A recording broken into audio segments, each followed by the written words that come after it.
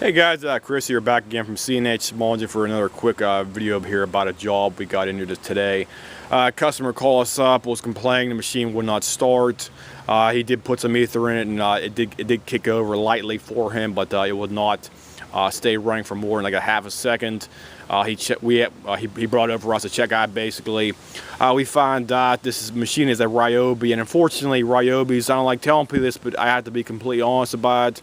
Ryobis make crap machines, especially for your string trimmers and stuff. They're an extremely cheap machine. I have to be completely honest about it. I do not recommend purchasing Ryobis for anything out there at all. If you want a good machine, you gotta buy a Husqvarna or a Stihl machine out there. So I always recommend steering clear of any Ryobi product simply because of that one fact. The other problem is the Ryobis on the intake side where your carburetor is on here, guys. You have a, let me see here, sorry about that. You have a mesh screen right here for your intake. They do not have any type of air filter whatsoever on these machines, guys. So if you're mindful about, maintaining your machine, they do not have any proper air filter at all on these machines. All you have is a mesh screen right here. And the problem is the mesh screen does not protect the air going into the intake manifold, into the cylinder at all right there, guys. You have to have a proper air filter in order to protect the engine's internal components right there specifically for that, because over time you'll be sucking in dirt, dust, debris from outside, and that crap will be going down cylinder and is scoring up the cylinder over time.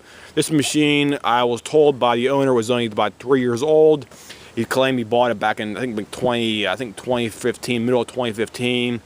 And it was basically brand new. It was like an old stock or something like that, and it was being sold for like 50 bucks at some. I think he said he bought it at Harbor Freight, but he couldn't give me the exact area where he actually bought it. But that's what he was telling me specifically. So I'm just going on what the guy was telling me specifically. The other problem we found out on here was the actual fuel line and the carburetor. The fuel line, it's completely rotted off as it is right here, because the fuel line's out of the tank. It basically rotted off on here. Here's the old pieces right here. It just completely disintegrated. Here's the old fuel filter as well too, and the whole fuel line is completely just separated on there for that. The other problem we found on here was the engine has extremely low compression.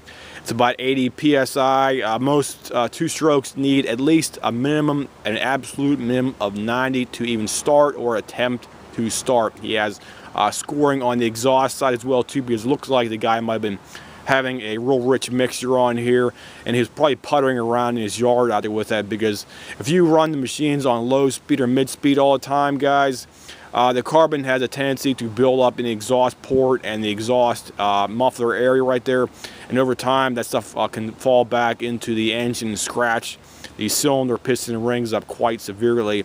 And if you're going to be running your machine, I recommend running at full speed all the time in order to minimize any kind of carbon buildup on the exhaust port area.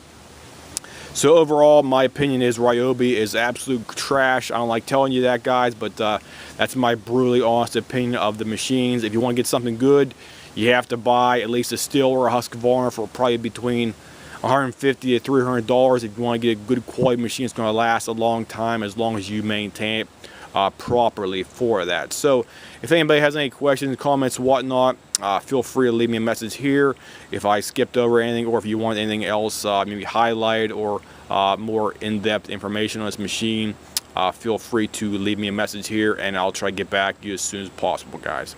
I'll see you, and have a nice day.